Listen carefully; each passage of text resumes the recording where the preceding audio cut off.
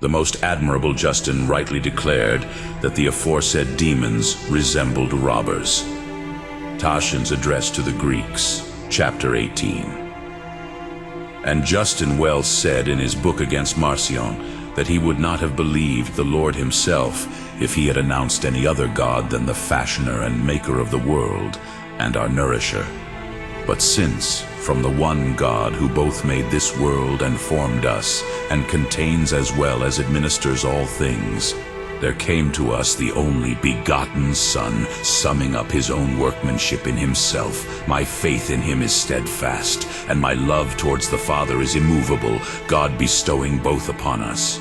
Irenaeus, Heresies 4:6. Justin well said, before the advent of the Lord, Satan never ventured to blaspheme God, inasmuch as he was not yet sure of his own damnation, since that was announced concerning him by the prophets only in parables and allegories.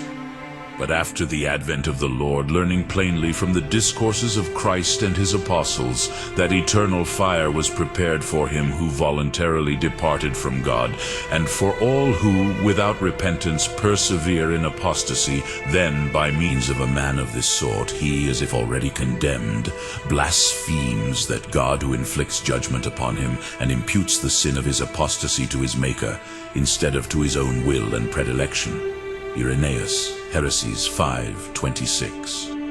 Expounding the reason of the incessant plotting of the devil against us, he declares, before the advent of the Lord, the devil did not so plainly know the measure of his own punishment, inasmuch as the divine prophets had but enigmatically announced it. As, for instance, Isaiah, who in that person of the Assyrian tragically revealed the course to be followed against the devil.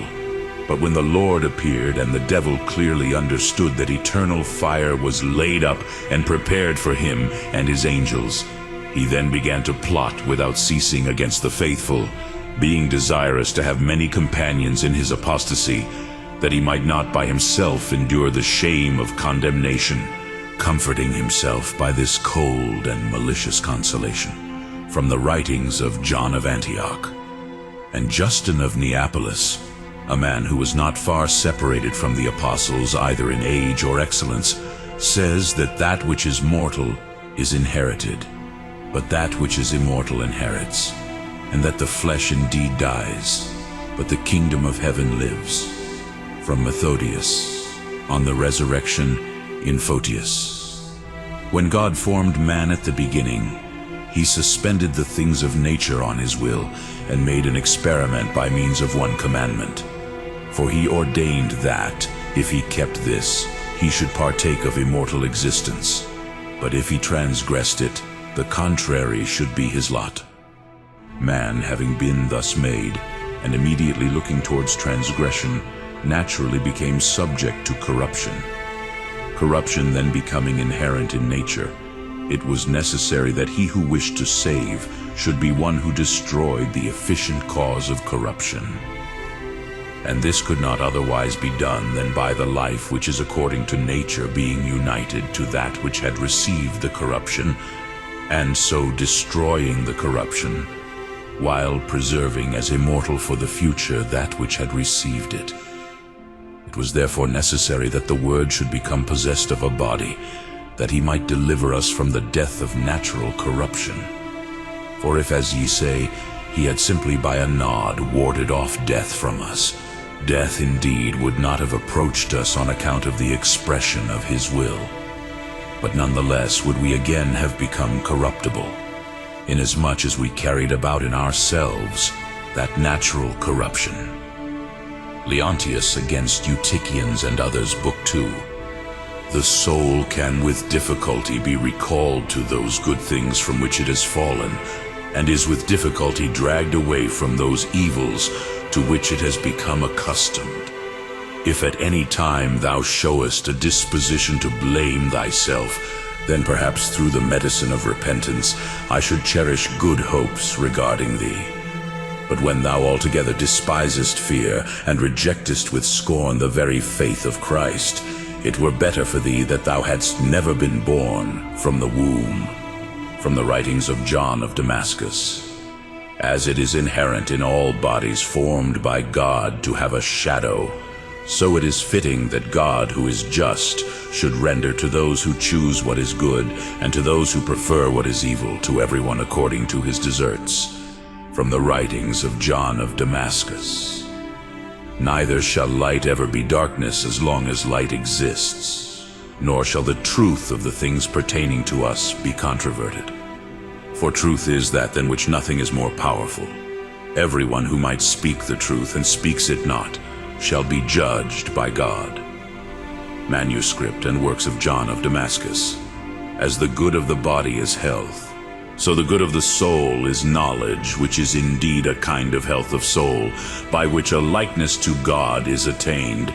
From the writings of John of Damascus, the words of St. Justin, philosopher and martyr, from the 5th part of his Apology. I reckon prosperity, O men, to consist in nothing else than in living according to truth.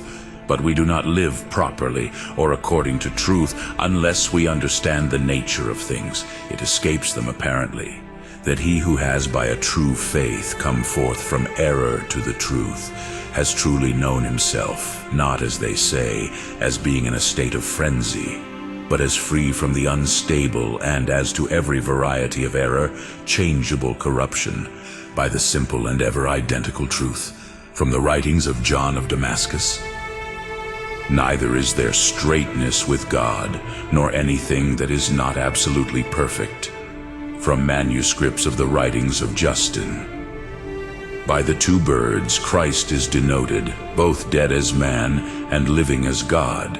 He is likened to a bird because he is understood and declared to be from above and from heaven, and the living bird, having been dipped in the blood of the dead one, was afterwards let go.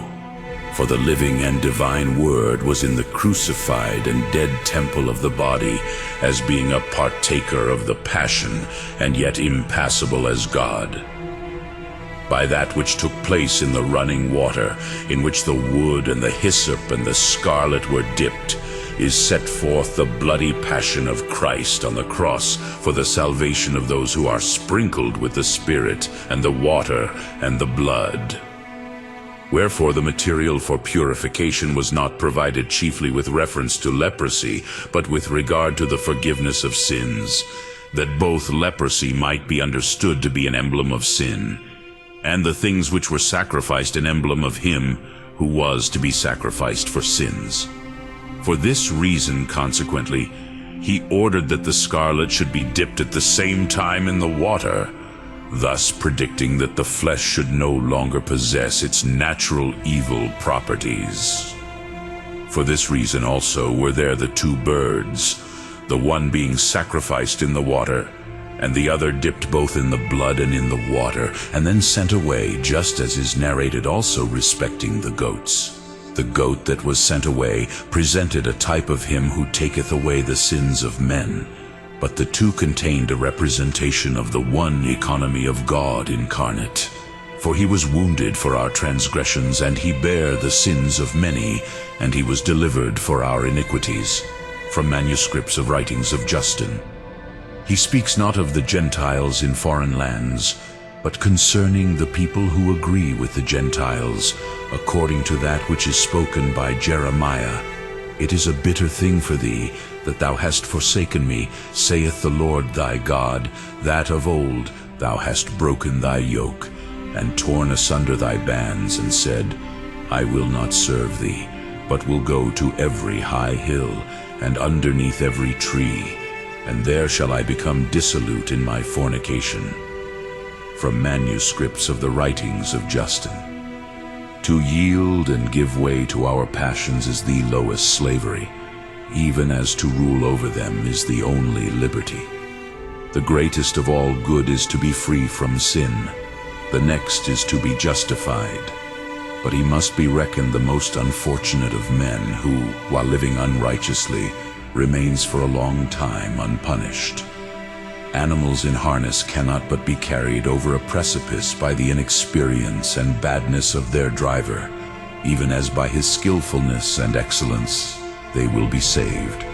The end contemplated by a philosopher is likeness to God, so far as that is possible, From the writings of A. Melissa, sound doctrine does not enter into the hard and disobedient heart, but, as if beaten back, enters anew into itself. We shall not injure God by remaining ignorant of him, but shall deprive ourselves of his friendship.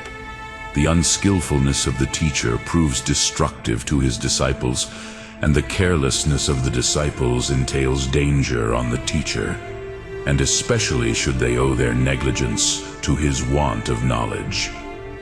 Various writings attributed to Justin.